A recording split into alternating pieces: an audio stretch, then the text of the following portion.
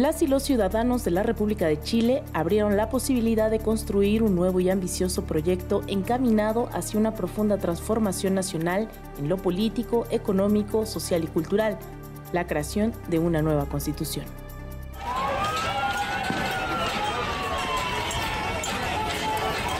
El pasado 15 y 16 de mayo se llevó a cabo la denominada mega elección, en la cual las y los chilenos eligieron de entre 16.730 candidatos y candidatas a gobernadores para las 16 regiones y a alcaldes y concejales para las 346 comunas, es decir, las municipalidades del país.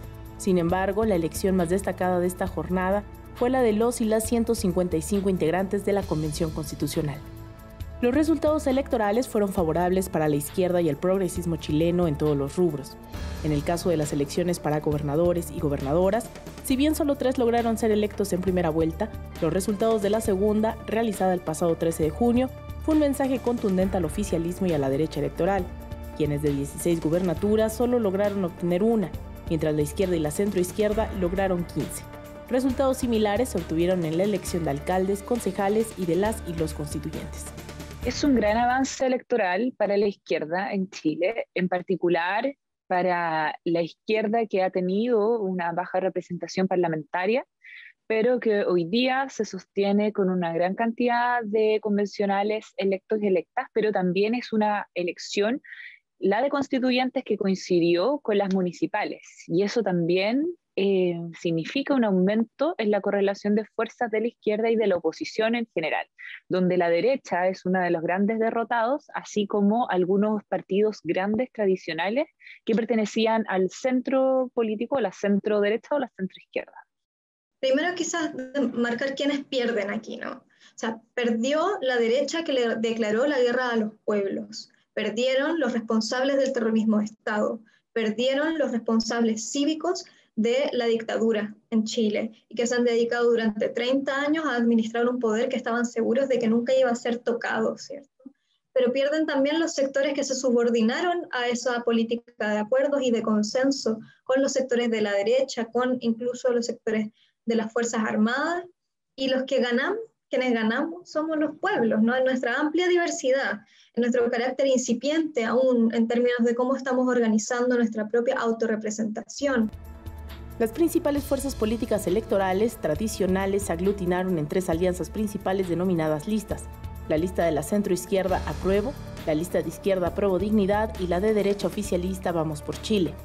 La lista de centroizquierda Apruebo, en la cual se aglutinaron buena parte de los partidos y fuerzas políticas que gobernaron en Chile entre 1990 y 2010, obtuvo 25 escaños. La lista más a la izquierda electoral, Apruebo Dignidad, compuesta por partidos y alianzas con movimientos sociales como la Mesa de Unidad Social y el Partido Comunista, obtuvieron 28, mientras que la lista oficialista y de extrema derecha, Vamos por Chile, obtuvieron 37. Fueron las listas independientes las que obtuvieron el resto de los escaños, es decir, 65 de ellos. El presidente Piñera reconoció el panorama poco favorable para el oficialismo de manera inmediata. En estas elecciones, la ciudadanía nos ha enviado un claro y fuerte mensaje al gobierno y también a todas las fuerzas políticas tradicionales. No estamos sintonizando adecuadamente con las demandas y con los anhelos de la ciudadanía, y estamos siendo interpelados por nuevas expresiones y por nuevos liderazgos. Para llevarse a cabo la elección de constituyentes, previamente se establecieron una serie de requisitos para garantizar la participación de sectores históricamente excluidos. Por ejemplo, se implementó el requisito de 17 escaños para permitir la representación y participación de los pueblos indígenas reconocidos por la Ley número 19.253, la cual señala como principales etnias indígenas en Chile la mapuche, la aymara, la rapa nui o pascuenses, la de las comunidades atacameñas, quechuas, collas y diaguita del norte del país, así como las comunidades Cahuascar o Alacalufe y Yamana-Oyagán de los Canales Australes. Se logró instalar 17 escaños. Nosotros pedíamos 24, que fuera congruente con la población mapuche, población indígena que existe. Son 10 pueblos. 2 millones y tanto, 2.200.000 en total, y 1.700.000 mapuches. Entonces, pero no se lograron los 24, se lograron 17, y de ellos son 7 mapuches y 10 de las otras naciones originarias. En los comicios constituyentes también se estableció el requisito de resguardar y promover la participación de personas con discapacidad, además de asegurar la paridad de género.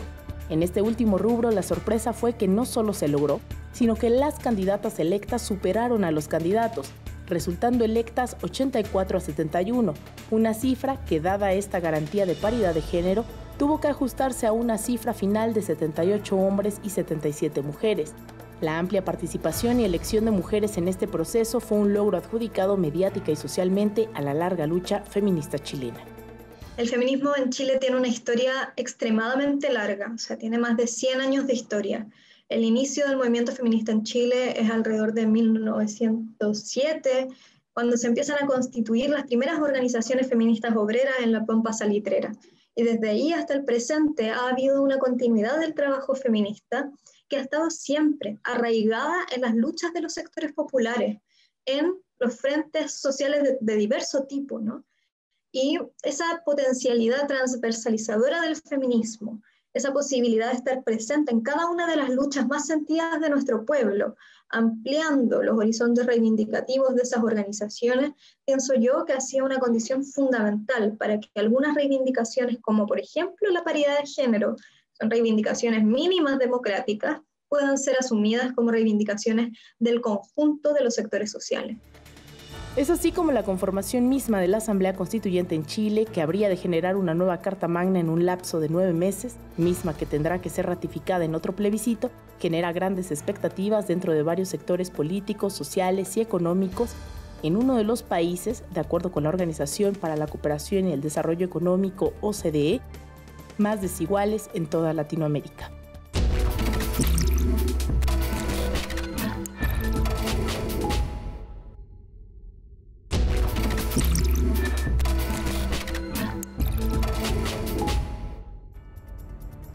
A pesar del triunfo contundente de las fuerzas políticas progresistas al momento de decidir quiénes serán los redactores de la nueva Constitución chilena, las urnas solo expresaron la indignación y las demandas que se venían manifestando en las calles chilenas, particular, pero no exclusivamente, desde octubre del 2019, cuando ante el aumento de las tarifas del pasaje del metro, estudiantes secundarios y universitarios se organizaron para el 14 de octubre evadir masivamente el pago del pasaje del metro, un acto que fue reprimido por la policía y que escaló, radicalizó y amplió el movimiento.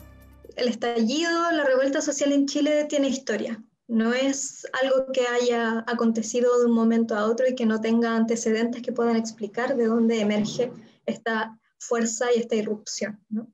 Esa historia es larga y tiene que ver con décadas de resistencia al neoliberalismo desde diversos frentes y también con un proceso progresivo de ir constituyendo una impugnación general a la forma que tiene la vida en nuestro país y a los que han sido responsables de administrar la precarización creciente de esa vida. Un antecedente directo del 18 de octubre, por ejemplo, es la huelga general feminista del 8 de marzo en nuestro país, que fue la movilización más grande de la postdictadura y que puso sobre la mesa eso mismo, ¿no? Y nos llamó a constituir una fuerza social transformadora y de oposición a todos los sectores que han administrado la precarización de la vida. El estallido rápidamente aglutinó no solo a los sectores estudiantiles que encabezaron las primeras protestas, sino a sectores sindicales, populares e indígenas como el pueblo mapuche, el cual llevaba reivindicando la defensa de su territorio desde siglos atrás. La lucha del pueblo mapuche mucho antes que el estallido. Nosotros tenemos una lucha sostenida desde que se instala el Estado chileno y antes somos una de las naciones originarias que no nos venció, los españoles no nos vencieron, fue el Estado chileno que ocupó nuestro territorio. Entonces siempre ha sido una lucha sostenida que ha tenido grandes hitos y una de esos fue el 92 que creamos la bandera mapuche, por ejemplo, y ahora para el estallido el pueblo de Chile enarbola la bandera mapuche y eso fue como una parte muy importante de reconocimiento de esa resistencia indígena.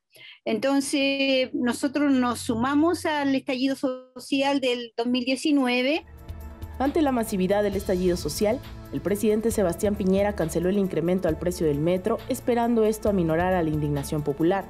No obstante, a la par hizo uso del argumento de restauración del orden público, desplegó a los militares en las calles, decretó estado de emergencia y posteriormente dictó toque de queda. Y haciendo uso de las facultades que como presidente de Chile me otorga la Constitución y la ley, he decretado estado de emergencia en las provincias de Santiago y Chacabuco y en las comunas de Puente Alto y San Bernardo, en la región metropolitana. El objetivo de este estado de emergencia es muy simple, pero muy profundo. Asegurar el orden público, asegurar la tranquilidad de los habitantes de la ciudad de Santiago, proteger los bienes tanto públicos como privados. Ante la permanencia de las protestas en las calles a nivel nacional, las declaraciones del mandatario escalaron de tono. Para el 21 de octubre, esta aseguraba que en Chile se encontraba en guerra.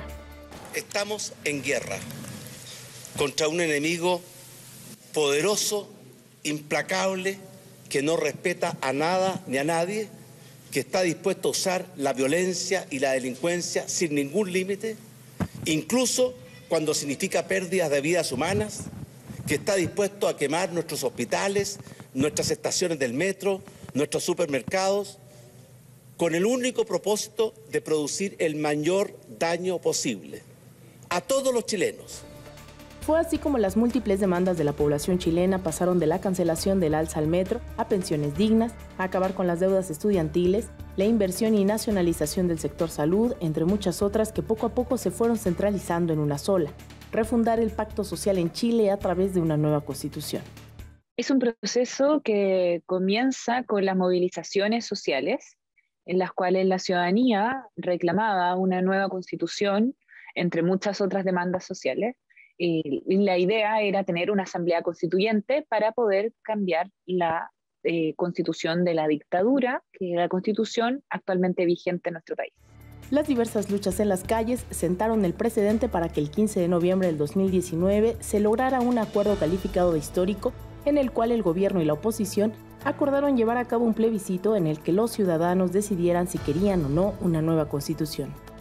Ante la grave crisis política y social del país, atendiendo la movilización de la ciudadanía y el llamado formulado por Su Excelencia el presidente Sebastián Piñera, los partidos abajo firmantes han acordado una salida institucional cuyo objetivo es buscar la paz y la justicia social a través de un procedimiento inobjetablemente democrático.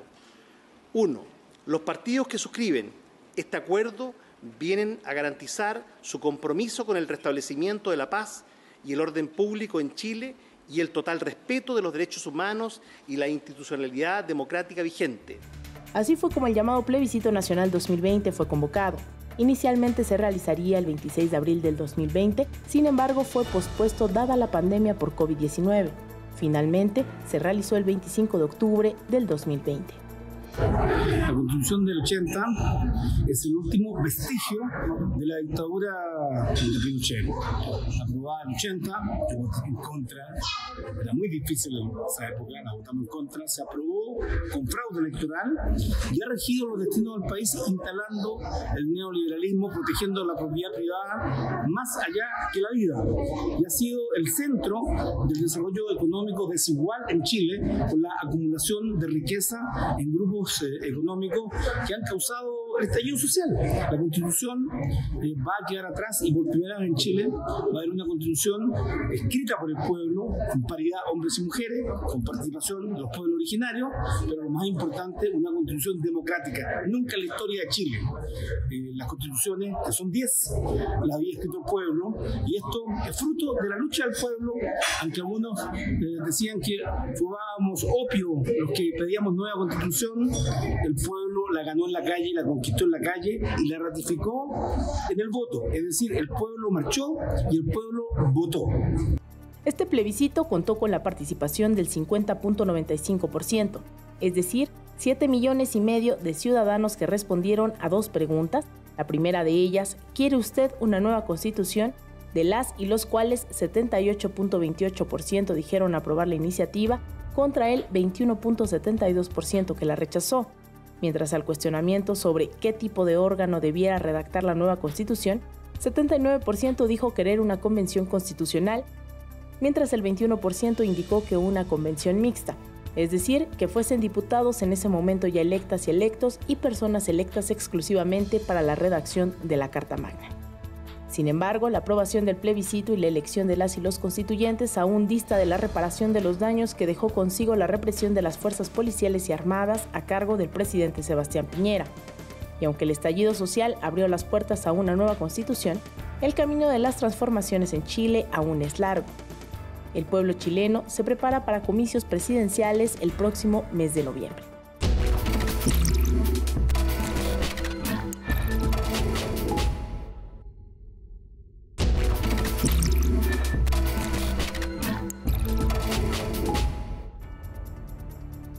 Hoy Chile se encuentra no solo a mitad de un proceso constituyente, sino de un reacomodo de fuerzas sociales, políticas, económicas y electorales.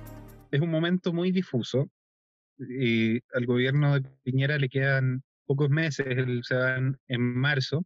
Las vías de la acusación constitucional o de la inhabilitación al presidente ya no parecen tan viables, en el sentido que son muy pocos los meses de gobierno que quedan.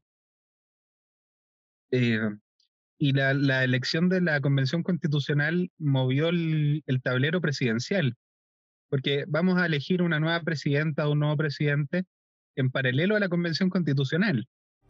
Sin embargo, en lo concreto, nuevos actores han irrumpido en la escena política social.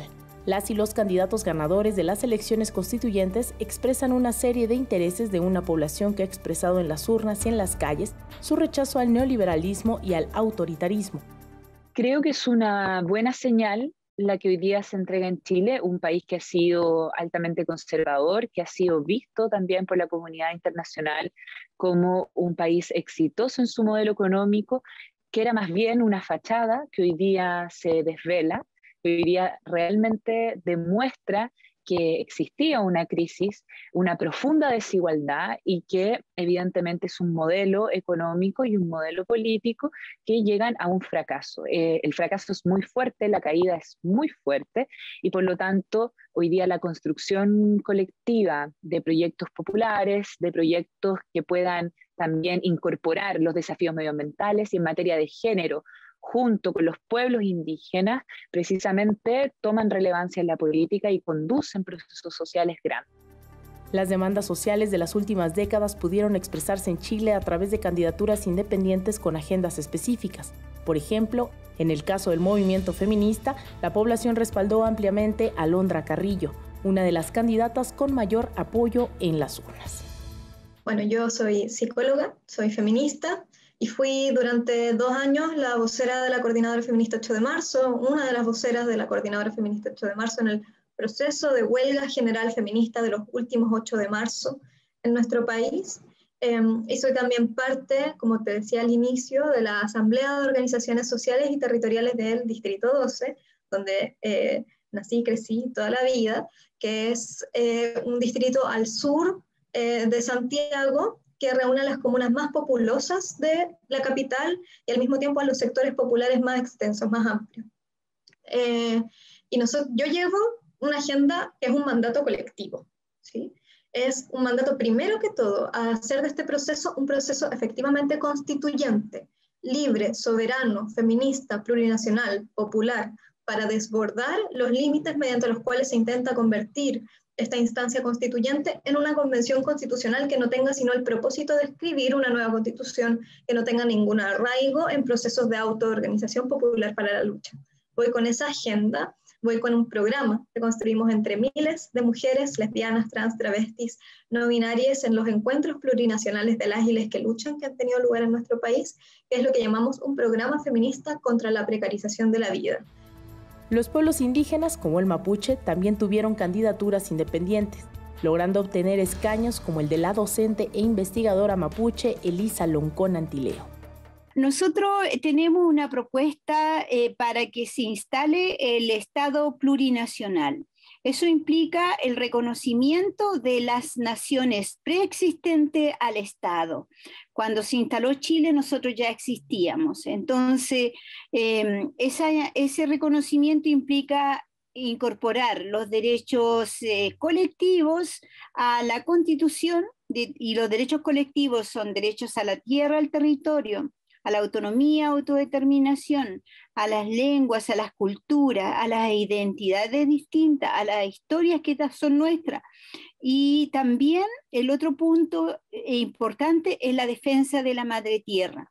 La tierra para las naciones originarias es un ser vivo. La tierra necesitamos, en la crisis ambiental que hoy día nos encontramos, necesitamos proteger la tierra y necesitamos poner punto final a todo lo que es la explotación de la tierra, producto de las transnacionales y el modelo neoliberal. Sin embargo, hubieron sorpresas aún mayores en los comicios. Giovanna Grandón, conocida como la tía Pikachu, portando un disfraz que su hijo había adquirido por internet. Grandón, asistente técnica en educación de niños vulnerables y transportista de estudiantes de educación primaria en un barrio pobre, será una de las constituyentes. Una mujer que su hijo tomó su tarjeta de crédito y había visto la película Detective Pikachu, compró muchas cosas de Pokémon, y cuando llegaron las protestas ella tenía un traje que no había querido devolver y se lo puso y estuvo todos los días en las calles. Y cuando se abrió las candidaturas constituyentes, muchas personas dijeron, bueno, la tía Pikachu tiene que estar en la convención, si ella estuvo todos los días en las calles y es una de las personas electas. Tía Pikachu, ¿es usted? ¿Realmente es usted? En el presente y de antemano, muchas de las candidaturas independientes han planteado la insuficiencia de un proceso constituyente para erradicar los problemas estructurales de raíz. Lo que necesitamos no es solamente una nueva constitución, es un proceso de transformación social general. Ese proceso está abierto ya. Eso no es algo que haya que inventar. Se abrió con la fuerza de la movilización social. Y por supuesto que no hay que ser ingenuos y no hay que tampoco tomar una actitud de delegación. Somos mandatarias de un proceso que no puede suspenderse, que no puede parar, ¿cierto? Que debe desplegarse en toda su capacidad, en toda su radicalidad, en toda su masividad, y que debe abrirse también a la participación protagónica de los sectores populares que llevan décadas subordinados a una política en la medida de lo posible y una política de precarización. El desafío es poder hacer que quienes estamos ahí seamos terminales de un proceso de deliberación social y popular vinculante que tenga lugar a lo largo de todo el proceso y que pueda reconocerse a sí mismo también como un proceso de lucha que no empieza ni termina en la Convención Constitucional ni en la redacción de una nueva Constitución, sino que tiene por delante la tarea histórica de desmontar todos los pilares institucionales que sostienen el régimen económico, político y social en Chile. Mientras tanto, a la par de la redacción de una nueva constitución, el contexto electoral está lejos de concluir. Las elecciones presidenciales están a la vuelta de la esquina y los principales partidos políticos ya han hecho alianzas y han postulado a sus candidatos. La fórmula de izquierda Apruebo Dignidad decidirá entre el arquitecto, sociólogo, politólogo y actual alcalde de La Recoleta, Daniel Jadwe, y el ex líder estudiantil y actual congresista Gabriel Boric. Por su parte, la fórmula de derecha Chile Vamos habrá de elegir entre 4 candidatos: el ex ministro de Hacienda Ignacio Briones, el ex ministro de Defensa Mario Desbordes, el miembro del Opus Dei y ex candidato presidencial en los comicios de 1999 Joaquín Lavín, y por último Sebastián Sichel, ex ministro de Desarrollo Social y ex presidente del Banco de Chile. Con una pandemia de por medio que ha dejado cerca de 1.400.000 casos de COVID-19 y más de 29.000 muertes por este motivo en un país de 19 millones de habitantes, Chile ha transitado en poco más de un año y medio de un estallido social al asentamiento de estructuras que pretenden ser irreversibles para la fundación de un nuevo pacto social.